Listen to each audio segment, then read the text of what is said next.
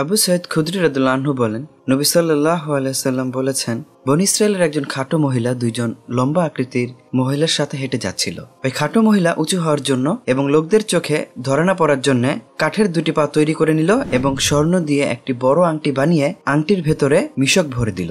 আর এই মিশক হলো সুগন্ধি কুলের সেরা সুগন্ধি। পরে খাটো মহিলা ওই দুই মহিলার মধ্য থেকে চলতে লাগলো এবং লোকেরা তাকে চিনতে পারল না। এই জন্য সে মহিলা তার হাত ঝাড়া দিল। সুবাহ রহমতুল্লাহ, যিনি এই হাদিস বর্ণনা করলেন, তিনিও ওই খাটো মহিলাকে নকল করে হাত ঝাড়া দিলেন।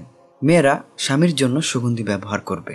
এক বেদুইন তার মেয়ের বিয়ের সময় উপদেশ দিয়ে বলে, স্বামী যেন সদা তোমার মধ্যে সুন্দর বিষয় দেখতে পায়, যেন তোমার থেকে উত্তম ঘ্রাণ পায়। জেনে রাখো, সর্বোত্তম সুগন্ধি হলো পানি অর্থাৎ আতর। বেদুইন একটি চমৎকার ওসিয়ত দিয়েছেন, মেয়েদের স্বামীর জন্য সৌন্দর্য অবলম্বন করা উচিত, আর আতরই সর্বোত্তম সৌন্দর্য।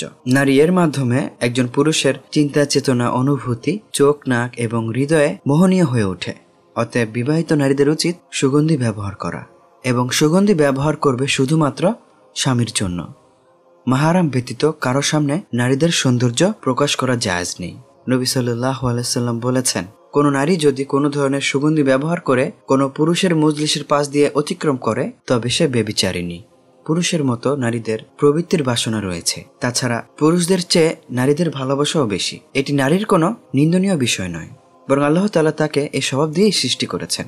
প্রতিটি সৃষ্টিকে কোনো এক জিনিস থেকে সৃষ্টি করা হয়েছে। তার আচার ব্যবহার, চরিত্র তার ওই মূল উপাদান দ্বারা প্রবাহিত হয়ে থাকে।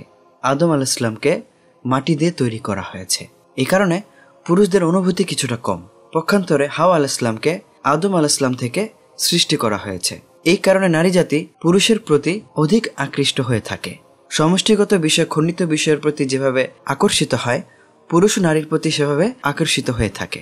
অপরদিকে খণ্ডিত বিষয় সমষ্টিগত বিষয়ের প্রতি যেভাবে আকর্ষিত হয়ে থাকে, নারীও পুরুষের প্রতি সেভাবে আকর্ষিত হয়ে থাকে।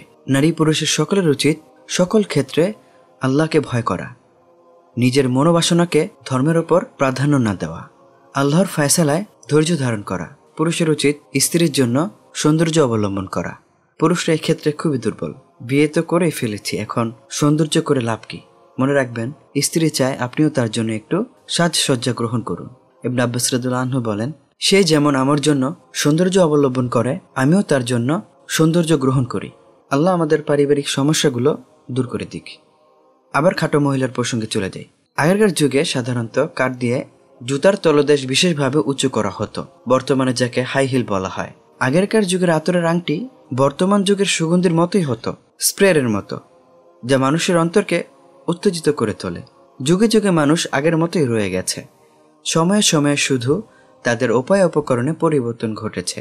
আগের উপকরণগুলো এই যুগের সঙ্গে অধিক কার্যকরী ও উপকারী হয়ে থাকে। আমরা যে পূর্বের জাতির অনুকরণ করব, তা রাসূলুল্লাহ সাল্লাল্লাহু আলাইহি সাল্লাম আগেই বলেছেন। তিনি বলেন, অবশ্যই অবশ্যই তোমরা তোমাদের আগের লোকদের নীতি পদ্ধতিকে বিগতে হাতে হাতে অনুকরণ করবে। এমনকি তারা যদি সাপের গর্তে ঢুকে, তাহলে তোমরাও তাদের অনুকরণ করবে। সাহাবীরা বললেন, হে আল্লাহর রাসূল, এরা কি ইহুদি নাসারা? রাসূলুল্লাহ সাল্লাল্লাহু আলাইহি সাল্লাম বললেন, তাহলে আর কারা? বর্তমান ইয়াং জেনারেশন থেকে শুরু করে বৃদ্ধরাও ইহুদি খ্রিস্টানদের পোশাক আশাক, চালচলন সকল কিছু নকল করতে চায়। আমাদের উচিত দাড়ি রাখা, চুল ভাবরি করা, শালীন পোশাক পরা, পরিপূর্ণ পর্দা করা, যাতে কেউ দেখে বুঝতে পারে যে আমি মুসলিম পরিবারের সন্তান। লেবাসের পাশাপাশি চরিত্রকেও সুন্দর করতে হবে। কত লেবাসওয়ালা মুসলিম আছে, চোর বাটপারি, সুদ ঘুষ খায়। খবরদার এদের মতো যেন আমরা না হই। আমাদের লেবাস থাকবে সুন্দর, চরিত্র থাকবেও সুন্দর। মহান আল্লাহ তাআলা কোমল স্বভাবের লোকদের ভালোবাসেন, তাদের প্রতি অনুগ্রহ করেন। আল্লাহ যখন কোনো বান্দাকে ভালোবাসেন, তখন তার মধ্যে কোমলতা ঢেলে দেন। রাসূলুল্লাহ সাল্লাল্লাহু আলাইহি সাল্লাম বলেন, কোমলতাকে নিজের জন্য বাধ্যতামূলক করে নাও এবং কঠোরতা ও নির্লজ্জতা থেকে নিজেকে রক্ষা করো। কেননা যে জিনিসের মধ্যে নম্রতা ও কোমলতা থাকে, সেই নম্রতা ও কোমলতাই তার সৌন্দর্যের বৃদ্ধির কারণ হয়। আর যে জিনিসে কোমলতা থাকে না, তা দোষণীয় হয়ে পড়ে। আরেকটি জিনিস লক্ষ্য রাখবেন, বনী ইসরায়েলদের মধ্যে সর্বপ্রথম ফিতনা সংঘটিত হয়েছিল নারীকে কেন্দ্র করে। তাই পুরুষরা যেন নারীদের ব্যাপারে আল্লাহ তাআলাকে ভয় করে। আকুলু কাওলি হাযা ওয়া সাল্লাল্লাহু ওয়া সাল্লামা আলা রাসূলি ওয়া আলা আলিহি ওয়া সাহবিহি আজমাইন। আসসালামু আলাইকুম ওয়া রাহমাতুল্লাহ।